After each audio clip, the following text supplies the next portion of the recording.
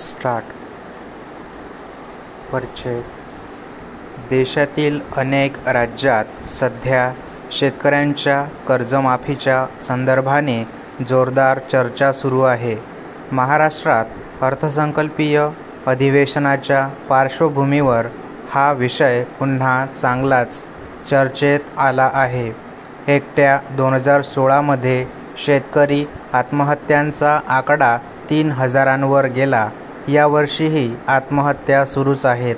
सत्ताधारी भाजप एकीकडे आणि उर्वरित सगळे एकीकडे असे चित्र कर्जमाफीवरून पाहायला मिळत आहे.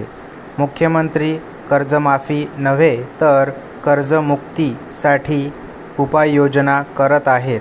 कर्जमाफी किती व्यवहार्य यावर वेगवेगळे मतप्रवाह आहेत. परिच्छेद. यावर्षी चांगला पाऊस झाला, त्यामुळे सर्वच पिकांचे उत्पन्न फक्त चांगलेच झालेले नाही तर ते तुलनेत वाढलेले आहे. ही सुखावह बाब असतानाच नुकत्याच झालेल्या गारपीट आणि अवकाळी पावसाने शेतकऱ्यांसमोर एक नवे संकट उभे केले आहे. कर्जमाफी असो किंवा कर्जमुक्ती, कोणत्याही माध्यमातून शाश्वत मदत मिळावी अथवा पिकांना रोख वाजवी भाव मिळावा असे शेतकऱ्याला अपेक्षित आहे. शेतकऱ्यांच्या प्रश्नावर कायमस्वरूपी मार्ग निघावा यासाठी लोक एकत्र येत आहेत. त्यासाठी येत्या रविवारी 19 तारखेला अन्नदात्यासाठी अन्नत्याग असे आंदोलन उभारले जात असून त्याला जोरदार प्रतिसाद मिळत आहे. परिच्छेद. देशाच्या प्रगतीमध्ये मोठे योगदान देणारे राज्य म्हणून महाराष्ट्राकडे पाहिले जाते.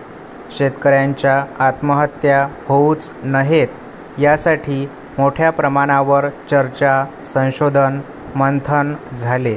मात्र मुद्द्याचे पुरेसे निदान करण्यापर्यंतही आपली प्रगती झालेली नाही. ही वस्तुस्थिती नाकारता येत नाही, कारण वेगवेगळ्या उपाययोजनेनंतरही प्रश्न आहे तिथेच आहे. शेतकरी आत्महत्येचा कलंक मिटवण्यासाठी सरकारी पातळीवरून केल्या गेलेल्या योजनांवर झालेला खर्च डोळे दिपवणारा आहे. तरी शेतकऱ्यांची अवस्था तशीच का, हा गहन प्रश्न आहे. या योजनेमधले कष्टकरी शेतकऱ्याला नेमके काय आणि किती मिळाले आणि या योजनाचा मलिदा भलत्यांनीच कसा लाटला या संदर्भातील कितीतरी घटना उघडकीस आलेल्या आहेत. परिच्छेद.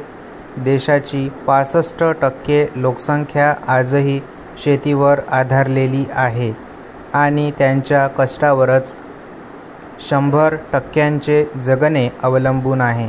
पण त्याचे इतका दुर्लक्षित घटक वा या अवस्थेत दुसरा दिसत नाही, ही शोकांतिका आहे.